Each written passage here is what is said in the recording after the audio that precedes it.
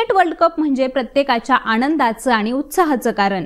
Cricket world cup trophy पाहून cricket प्रेमी तर अक्षरशः वेडे सुद्धा होतात। आपणच ही वर्ल्ड कपची ट्रॉफी जिंकावी असं प्रत्येकाचं स्वप्न असतं। या अगोदर झालेल्या वर्ल्ड कपचे काही रंजक किस्से आम्ही तुम्हाला सांगितलेच आहेत आणि आज आपण 1999 ला झालेल्या वर्ल्ड कपचा असाच एक रंजक किस्सा पाहणार आहोत। त्यासाठी हा व्हिडिओ तुम्हाला शेवटपर्यंत पाहावा लागेल। आजच्या डिजिटल युगात टेक्नॉलॉजी शिवाय कुठलंही काम करणं शक्य नाहीये। तसंच आधुनिक क्रिकेटमध्ये सुद्धा तंत्रज्ञानाशिवाय क्रिकेटच्या मॅचेस आयोजित करणं सुद्धा शक्य नाही। मात्र 24 वर्षांपूर्वी क्रिकेट दरम्यान अशा तंत्रज्ञानाचा वापर करण्यात आला होता की त्याबद्दल तक्रार करावी लागली होती आणि रेफरीला चक्क मैदानात येऊन खेळ सुद्धा थांबवावा लागला होता। तर हा किस्सा आहे 15 मे 1999 चा। इंग्लंडच्या होम मधील काउंटी क्रिकेट ग्राउंडवर आयसीसी क्रिकेट विश्वचषकाचा दुसरा सामना हा भारत आणि दक्षिण आफ्रिका यांच्यात खेळला जात होता। त्यावेळी टॉस जिंकून भारताने पहिल्यांदाच बॅटिंग करण्याचा निर्णय घेतला। मोहम्मद अझरुद्दीनच्या नेतृत्वाखाली भारतीय संघाचे सलामीवीर सचिन तेंडुलकर आणि सौरव गांगुली हे सामन्याची सुरुवात करण्यासाठी ग्राउंडवर आले। तर दुसरीकडे हॅन्सी क्रोनियेच्या नेतृत्वाखाली दक्षिण आफ्रिकेचा संघ सुद्धा फिल्डिंगसाठी ग्राउंडवर उतरला।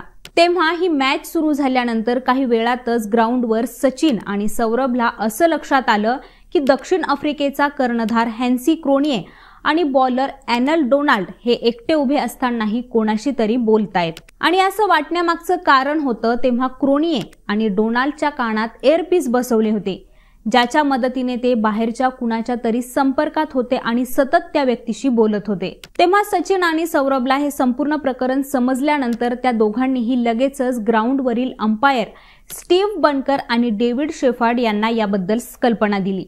अंपायरने तात्काळ क्रोनियेला बोलवून याबाबत खुलासाही मागितला। तेव्हा एअरपीसद्वारे प्रशिक्षक बॉब उल्मर यांच्याशी बोलत असल्याचं क्रोनियेने स्पष्टपणे सांगितलं होतं।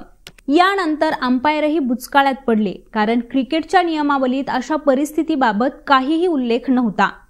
अंपायरने ताबडतोब रेफरी तलत अली यांच्याशी बोलणं केलं, मात्र त्यांनाही याबद्दल काहीही कल्पना नव्हती आणि कुठलीच ठोस अशी माहिती नव्हती। यानंतर ड्रिंक ब्रेक दरम्यान मॅच रेफरी तलत अली मैदानात आले आणि त्यांनी हॅन्सी क्रोनियेशी बोलणं केलं।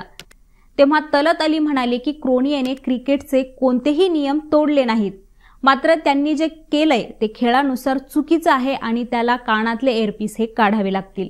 या घटनेनंतर रखडलेला सामना पुन्हा सुरू झाला आणि भारताने पहिल्यांदा बॅटिंग करत निर्धारित 50 षटकात 5 गडी गमावून 253 धावा केल्या।